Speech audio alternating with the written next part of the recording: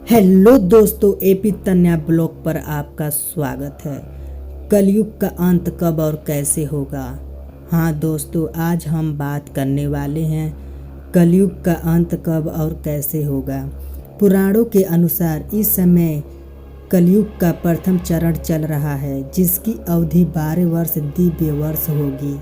इसके बाद कलयुग को 5000 वर्षों के बाद पवित्र नदी गंगा में एक चमत्कारी घटना घटेगी, जिसमें उसका प्रवाह उलट जाएगा और वह वैकुंठ में लौट आएगी। ऐसा अनुमान है कि कलयुग के 10,000 वर्ष बाद सभी देवी देवता पृथ्वी छोड़कर विचरण करने लगेंगे। कलयुग के अंत के समय पृथ्वी पूरी तरह बंजर हो जाएगी, ना ही एक भी पेड़ पौधा बचेगा और ना ही एक बूंद पानी।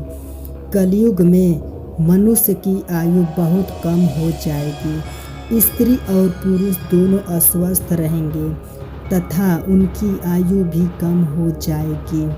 ऐसा कहा जाता है कि 16 साल की उम्र में लोगों के बाल बढ़ने लगेंगे और उनकी शारीरिक स्थिति बुढ़ापे की ओर बढ़ने लगेगी।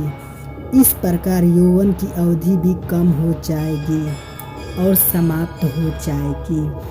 कलयुग के अंत के बारे में एक और विशेषता बताई है, जिसमें कहा गया है कि पृथ्वी बंजर हो जाएगी और खेती का काम नहीं हो पाएगा। इससे खाद्य उत्पादन कम हो जाएगा, जिससे लोगों को भूखमरी का सामना करना पड़ेगा। कलयुग के अंत में पृथ्वी पानी में डूब जाएगी, जो मनुष्यों के विनाश का संकेत है। इसके अलावा इस युग को समाप्त करने के लिए भगवान श्री कृष्ण स्वयं कल्कि के रूप में पृथ्वी पर अवतार लेंगे और उनके द्वारा धर्म की स्थापना की जाएगी।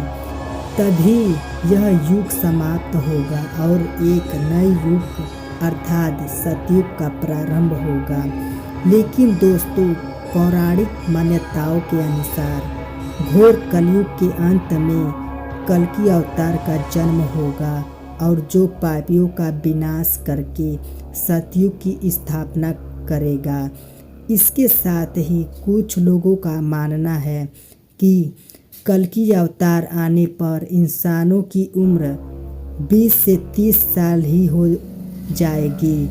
विष्णु पुराण के अनुसार कलयुग के अंत तक मनुष्य की लंबाई घटकर मात्र 4 इंच रह जाएगी और इसके साथ ही इस धर्म को मानने वाले लोगों और धर्म से जुड़े चिन्ह भी लुप्त हो जाएगी। इससे कलयुग का अंत हो जाएगा।